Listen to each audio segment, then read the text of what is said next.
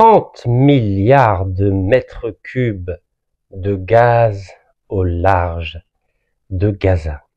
C'est l'équivalent de 12 années d'exploitation de gaz pour les Palestiniens de Gaza. Vous savez que à chaque fois qu'il y a une guerre, vous pouvez être sûr à 95% que c'est à cause ou du pétrole, ou du gaz, ou de l'or, ou de diamants, bref, à cause de richesses naturelles qui ne sont pas liées au paiement des impôts liés au travail de ces citoyens. Là, j'ai fait exprès de prendre la une du Courrier international qui datait du mois d'octobre 2023, donc quelques jours après l'attaque du 7 octobre. Pourquoi je vous parle de gaz? C'est simplement pour vous dire que le conflit qu'il y a à Gaza depuis octobre 2023 n'est pas lié à la politique, n'est pas lié à la religion, n'est pas lié au conflit interne aux factions palestiniennes. Non, la seule raison, et je dis bien l'unique raison qui explique ce massacre de 50 000 Palestiniens de Gaza direct et de 190 000 victimes civiles dues au déplacement de population, à la famine, aux maladies, est strictement liée à la question des 30 milliards de mètres cubes qu'il y a au large de Gaza en termes de gisement de gaz. Quand on aborde ces questions-là, évidemment qu'il faut être prudent, car on sait bien que tous les conflits sont liés aux ressources naturelles. Vous vous en souvenez, l'Algérie en 75 avait mis d'accord en mars 75 l'Irak et l'Iran qui étaient deux puissances, et c'est toujours deux puissances gazières, deux puissances pétrolières, donc la diplomatie algérienne, brillante comme elle était dans les années 70, arrivait à mettre d'accord le Shah d'Iran d'un côté et le Raïs d'Irak de l'autre, Saddam Hussein. Mais après la révolution de Khomeini en 79, que s'est-il passé? Le Raïs Saddam était gourmand, un peu comme Benjamin Netanyahou aujourd'hui. Vous savez, la gourmandise, c'est un vilain défaut. Et malheureusement, Saddam Hussein, qui avait fait abattre l'avion du ministre des Affaires étrangères, feu Mohamed Seder Ben Yahya, voulait s'accaparer 90% des ressources en pétrole de l'Iran dans cette province qu'on appelle le Khouzistan en Iran, mais qu'on appelle l'Arabistan en Irak. Dans cette région vivent essentiellement des Arabais. Saddam Hussein voulait être plus riche que le roi, que le Shah d'Iran, et cela a provoqué la mort d'1 million de soldats et de civils entre 1980 et 1988. Tout ça pour vous dire que c'est à cause du pétrole, et rien qu'à cause du pétrole, qu'il y a eu la guerre entre l'Irak et l'Iran, entre 80 et 88, et bien sûr, c'est toujours à cause du pétrole, à cause du gaz, pardon, et rien qu'à cause du gaz qu'il y a eu cette guerre déclenchée par les deux, n'oublions pas, par le Hamas et par Tel Aviv. Pourquoi je dis par les deux? Car, écoutez, c'est très important. En juin 2023, donc juillet, août, septembre, octobre, c'est-à-dire 4 mois avant, qu'est-ce qui s'est-il passé? Vous savez ce qui s'est passé? Ben, je vais vous dire ce qui s'est passé. En juin 2023, donc 4 mois avant l'attaque du Hamas du 7 octobre. Regardez, le 10 juillet juin, regardez, le 10 juillet juin 2023. Je lis, le cabinet de Benjamin Netanyahou autorise le développement du gaz naturel offshore de la ZEE de Gaza. Car vous savez que à Gaza, vous ne pouvez strictement rien faire si vous n'avez pas l'accord de Tel Aviv. Je poursuis. Les champs gaziers de Gaza Marine 1 et Gaza Marine 2, identifiés depuis 1999, c'est-à-dire 6 ans après les accords d'Oslo entre l'autorité palestinienne et Tel Aviv. Je rappelle à ceux qui l'ignorent que l'autorité palestinienne, donc avec Mahmoud Abbas et précédemment Yasser Arafat, a reconnu l'État d'Israël, que les choses soient claires, a reconnu l'État d'Israël en 1993 au moment des accords d'Oslo. Et en échange de la reconnaissance de l'État d'Israël, l'autorité palestinienne a pu gérer à la fois la Cisjordanie avec Ramallah comme capitale et Gaza. Car ne l'oublions pas, avant on va dire, la victoire aux législatives du Hamas à Gaza, et ensuite, après cette victoire, le Hamas n'a pas voulu gérer conjointement Gaza avec l'autorité palestinienne. Le Hamas a fait ce qu'on appelle un coup d'État politique, a pris 100% du pouvoir à Gaza. Donc bref, tout ça pour vous dire que avant la victoire législative du Hamas et le coup d'État politique du Hamas, l'autorité palestinienne, c'est-à-dire Mahmoud Abbas, gérait à la fois la Cisjordanie et Gaza. Mais depuis que le Hamas a pris le pouvoir à Gaza, le Hamas a dit que je ne reconnais pas l'État d'Israël. Donc que les choses soient claires, initialement depuis 1993, l'autorité palestinienne a reconnu et reconnaît toujours l'État d'Israël. C'est le Hamas qui ne reconnaît pas l'État d'Israël. Je continue. Donc, les champs gaziers de Gaza Marine 1 et de Gaza Marine 2, c'est comme ça qu'on les appelle, c'est à 36 km au large de Gaza, donc en mer Méditerranée.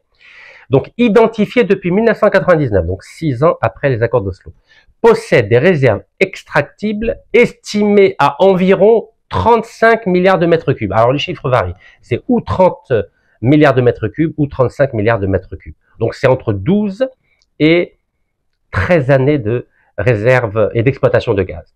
Et une capacité annuelle de 1,5 milliard de mètres cubes sur une période de 12 ans. Le montant des investissements pour le développer avant exploitation est d'environ 1,4 milliard de dollars. Avec 1,4 milliard de dollars, c'est rien.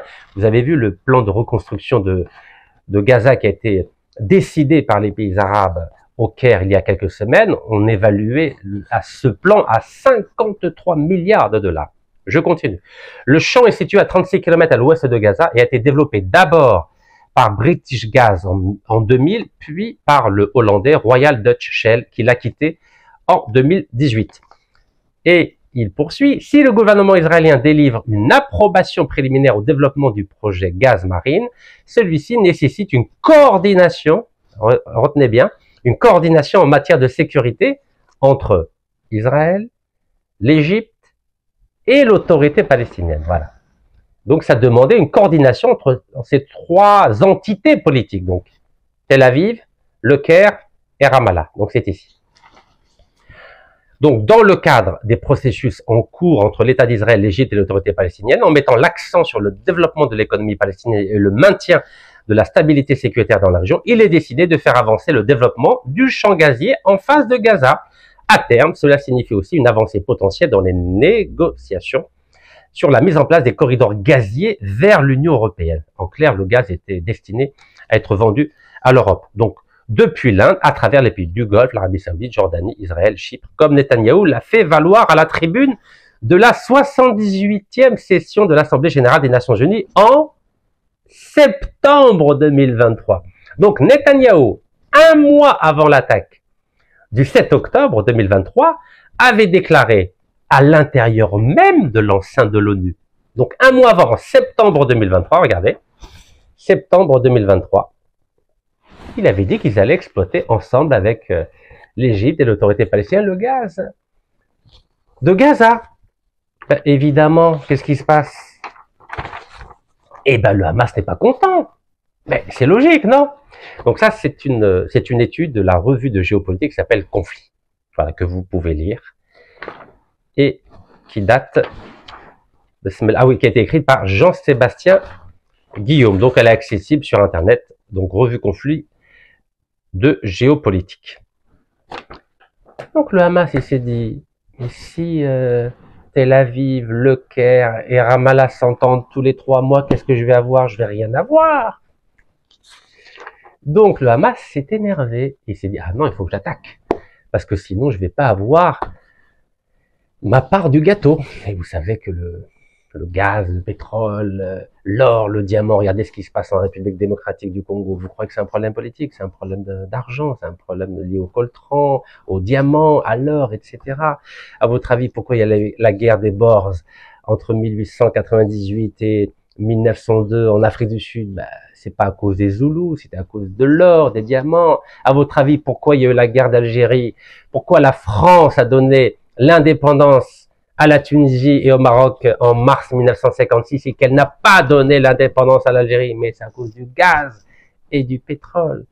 À votre avis, pourquoi l'Irak, après avoir déclaré la guerre à l'Iran en 80, et pourquoi l'Irak, après avoir envahi le Koweït le 2 août 1990, vous croyez que c'était pour l'unité arabe? Bien sûr que non, c'est pour le pétrole. C'est toujours pour le pétrole. Et donc, si le Hamas a attaqué le 7 octobre 2023, c'est pour avoir sa part du gâteau des 30 à 35 milliards de mètres cubes de gaz qu'il y avait à 36 petits kilomètres de Gaza, mais ils ne pouvaient pas y toucher. Ils ne pouvaient pas y toucher, mesquin. Alors voilà, là je vous montre un article de l'Humanité qui date du 21 novembre 2023. L'Humanité, c'est un journal français. Donc Gaza, quel accord Israël a-t-il passé pour tenter de mettre la main sur les gisements de gaz au large de l'enclave? Regardez. Voilà, ça c'est l'Humanité, ici, et ici le titre. Voilà. Donc c'est toujours une affaire de gros sous, tout cela, vous savez. Ce n'est qu'une affaire de gros sous. Et il dit, donc dans cet article, souhaitant prendre sa part à la substitution du gaz russe. Je vous rappelle qu'il y a eu la guerre qui a été déclarée entre la Russie et l'Ukraine, donc en février 2022. Que s'est-il passé? Il s'est passé que les Occidentaux ont décidé de boycotter le gaz russe, de ne plus acheter le gaz russe, et Israël a dit, ah ben nous, on peut aider l'Europe en lui fournissant du gaz. Donc il y avait déjà du gaz au large donc d'Israël. Il s'est dit, bah Israël, moi aussi je vais prendre aussi une grosse partie du gaz qu'il y a au large de Gaza. Alors je continue. Donc souhaitant prendre sa part à la substitution du gaz russe, le pouvoir israélien veut devenir une puissance d'exportation. Mais oui, pourquoi s'en priver? 2 gisements d'ampleur au large de Gaza se trouvaient avant les attaques du Hamas, au cœur d'un accord avec l'autorité palestinienne, c'est-à-dire Mahmoud Abbas. Écoutez, en septembre 2022, donc on est à 1 an avant le 7 octobre 2023, à Berlin, donc capitale allemande, celui qui était alors à la tête du gouvernement israélien, Yair Lapid, écoutez bien, promettait « Nous serons partie prenante des efforts pour remplacer le gaz russe en Europe. » Voilà. Voilà, et donc ils étaient prêts à dire « Nous pouvons faire partie des pays qui vont remplacer le gaz russe en Europe. » Donc c'est une histoire de gros sous. Alors les Russes, vous connaissez le journal, le site Sputnik. Ça date du 18 juin 2023. Donc on est toujours à 4 mois de l'attaque du 7 octobre. Regardez ce qu'il y a marqué. Israël donne son feu vert à l'exploitation d'un champ gazier près de Gaza. Alors comment il présente les choses? Écoutez bien. Donc à l'époque, il disait que l'exploitation de ce gisement pouvait profiter à l'économie palestinienne, hein, comme si que Israël avait intérêt à faire profiter l'économie palestinienne. Et donc après ces négociations, donc Tel Aviv a donné son accord pour l'exploitation d'un champ gazier. Le gisement Gaza Marine pourrait profiter de l'économie palestinienne. Toutefois, cela nécessiterait une coordination sécuritaire, il le redit, lui aussi, entre l'autorité palestinienne et l'Égypte. Et donc, il ne parle pas du Hamas. Donc, le Hamas était exclu de cette affaire. Et il rajoute que l'Égypte et Israël produisent déjà du gaz ensemble dans l'est de la Méditerranée depuis des années. Le champ en question est resté non exploité en raison de différends politiques et de conflits avec Israël. Voilà, c'est écrit noir sur blanc. Donc depuis 1999, ils ne pouvaient pas exploiter ensemble ce gisement. Ben, évidemment, il y avait des problèmes politiques dans la région que vous connaissez tous. Donc tout ça pour vous dire que ce n'est qu'une question d'argent. Cette affaire de guerre, de génocide commis par Israël, ben c'est simplement pour se débarrasser des Gazaouis. Comme ça, Israël va contrôler 90% de ce gaz au large de Gaza et aller en donner un petit 10% à Mahmoud Abbas, à l'autorité palestinienne. Et pour cela, il faut se débarrasser des 2 millions de Gazaouis. C'est pour ça que Gaza a été totalement détruite. Pourquoi Tel Aviv n'a jamais détruit Gaza auparavant? Vous savez que à partir de 1967 jusqu'à, on va dire, 2008 à peu près, est-ce que vous savez que Tel Aviv contrôlait 100% de Gaza? Retenez bien, 100% de Gaza. Après la guerre, donc de 67, donc jusqu'en 2005-2008, comptez bien, ça fait 45 ans. Jamais Tel Aviv n'a voulu détruire Gaza. Il a fallu qu'ils se mettent d'accord en juin 2023 pour exploiter le gaz au large de Gaza, et là, tout d'un coup, les stratèges qui entourent le génocidaire Netanyahou, car il ne faut jamais sous-estimer son ennemi, il ne faut jamais le sous-estimer. Ce n'est pas un imbécile, Netanyahou, et les stratèges qui l'entourent ne sont pas du tout des imbéciles. Vous savez, quand on est un tout petit pays comme ça et qu'on arrive à faire peur à 1,8 milliard de musulmans, c'est que ce sont des gens extrêmement brillants. Donc, Netanyahou et ses stratèges, quand ils ont signé l'accord avec l'autorité palestinienne et l'Égypte en juin 2023, mais ils se sont dit, mais on va pas donner de l'argent au Hamas, voyons. Mais non, on va pas donner de l'argent au Hamas. Ça peut être dangereux. Et donc, ils se sont dit, il faut détruire le Hamas. Donc, ils ont piégé le Hamas pour qu'il fasse sa petite attaque du 7 octobre qui a causé tant de mal à l'image de la Palestine, qui a causé tant de mal à la cause palestinienne. Alors d'aucuns, les populistes, ont dit oui, bravo, bravo, bravo. Mais non, c'était un piège le 7 octobre. C'est un piège tendu par les stratèges de Netanyahou au Hamas pour qu'ils commettent l'irréparable. Et ensuite, Tel Aviv avait carte blanche pour raser Gaza, pour détruire Gaza, pour massacrer le peuple de Gaza et ainsi se débarrasser des Gazaouis pour exploiter librement le gaz au large de Gaza et dans un deuxième temps faire de Gaza une belle Riviera, mais sans un seul Palestinien. C'est triste ce qui se passe. Vous savez, quand on est guidé par le populisme, par les émotions, on ne réfléchit plus. Voilà, on se laisse avoir par les médias, par les images d'horreur. Et on oublie les vrais enjeux qu'il y a derrière. Pourtant, on est algérien, on sait ce qui s'est passé pendant la guerre d'Algérie. On sait bien que si la France a massacré uniquement pendant la guerre d'Algérie 1,5 million d'Algériens à la Berhamoum, c'est pas pour apporter la civilisation à l'Algérie, c'est pour exploiter le gaz et le pétrole à Hassirmel et à Hassi Messaoud. Et vous connaissez les Français, regardez aujourd'hui, ils font la même chose avec le général Denis Favier, qui est vice-président de Total, cette entreprise qui a fait pression sur les gouvernements algériens. Pression politique, pression juridique, pression médiatique, pression militaire, pression diplomatique, pour obtenir 25 ans de gaz gratuit sur le site de TFT et 25 ans de pétrole gratuit sur le site de Hassi Berkin dans le cadre du renouvellement de ces contrats. Je parle bien de renouvellement de ces contrats pendant 25 nouvelles années.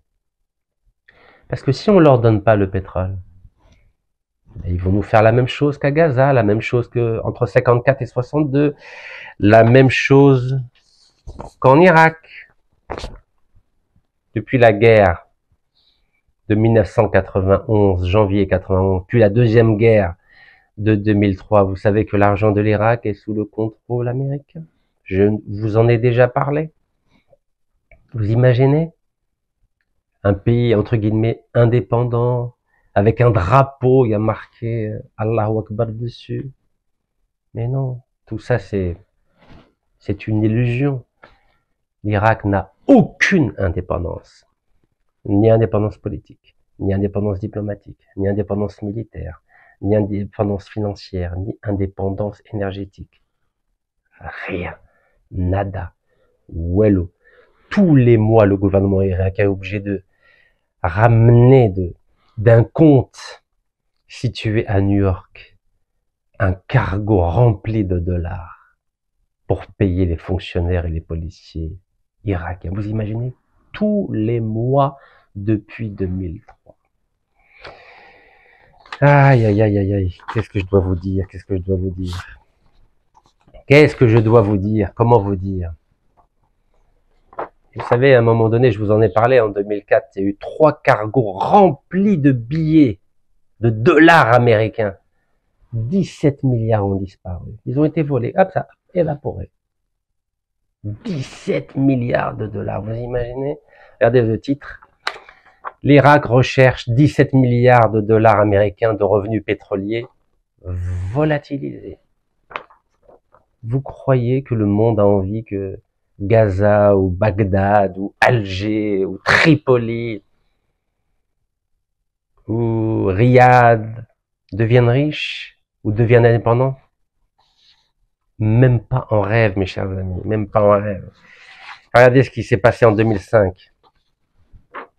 L'Express, magazine français, titrait les ripoux de la diplomatie. Vous imaginez 60 pays, des diplomates de 60 pays ont volé 2 milliards de dollars à l'Irak. 2 milliards de dollars à l'Irak. C'est pas moi qui le dis, c'est l'Express.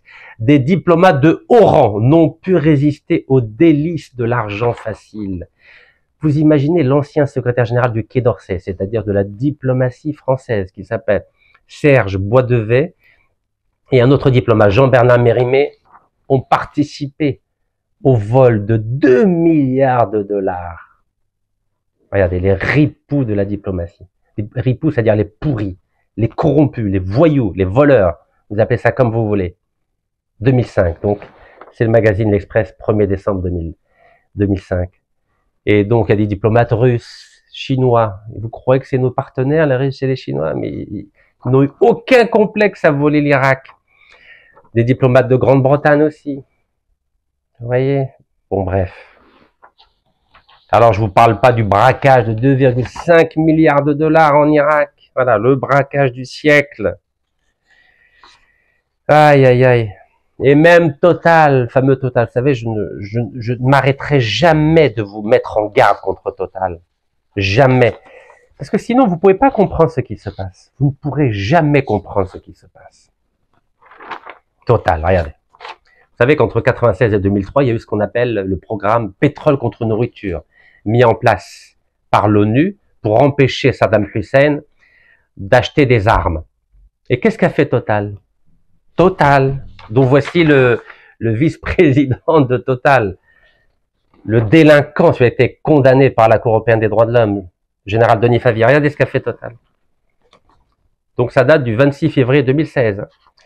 Total a détourné le programme onusien pétrole contre nourriture pendant 17 ans. Vous imaginez, regardez. Pardon, excusez-moi. Près de 17 ans après les faits.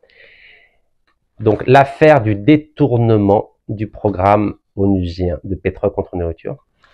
Total a été condamné par tribunal français à 750 000 euros seulement. Vous imaginez, c'est même pas le prix d'une maison, d'un appartement à Paris. Et regardez ce qu'a fait Total. L'enquête a montré que Total avait acquis 37 contrats de vente de pétrole irakien sur le marché secondaire durant cette période, entre 1996 et 2003, parmi lesquels 30 contrats, écoutez, 30 contrats ont donné lieu au versement de surcharge. Ben oui, surfacture. Et après, vous savez ce qu'ils font? Total. Ce délinquant-là, ce Denis Favier, général Denis Favier, là, qui a magouillé, qui a fait pression sur des locataires pour me faire condamner, vous vous rendez compte? Pour me faire saisir tous mes biens, bloquer tous mes comptes. Ce sont des voyous, mes chers compatriotes. Total, ce sont des voyous. Je continue.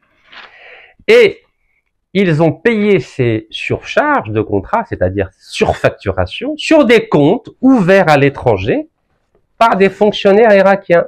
C'est la justice française qui le dit, c'est pas Rachid Nekaz. Et après, vous allez me dire, mais non, Rachid, tu mens. L'Algérie n'est pas obligée de verser, d'avoir du gaz gratuit, du pétrole gratuit à Total. Ah bon? C'est Rachid qui ment. Regardez. Total passe son temps à magouiller. Et je ferai une vidéo spéciale sur tous les pays où Total magouille. Au Yémen, en Syrie, en Iran, en Irak, au Congo. Et là, vous allez comprendre comment fonctionne l'appareil militaire de Total. Pourquoi, à votre avis, Total met un vice-président? militaire? C'est pour exercer des pressions militaires sur les pays qui ne veulent pas ou bien accorder des contrats très bénéfiques à Total, ou bien qui ne veulent pas renouveler des contrats. Tous les moyens sont bons pour Total pour obtenir ou bien des contrats très avantageux, ou bien obtenir le renouvellement, la reconduction de contrats déjà existants. Et c'est ce qu'a fait Général Denis Favier avec l'Algérie.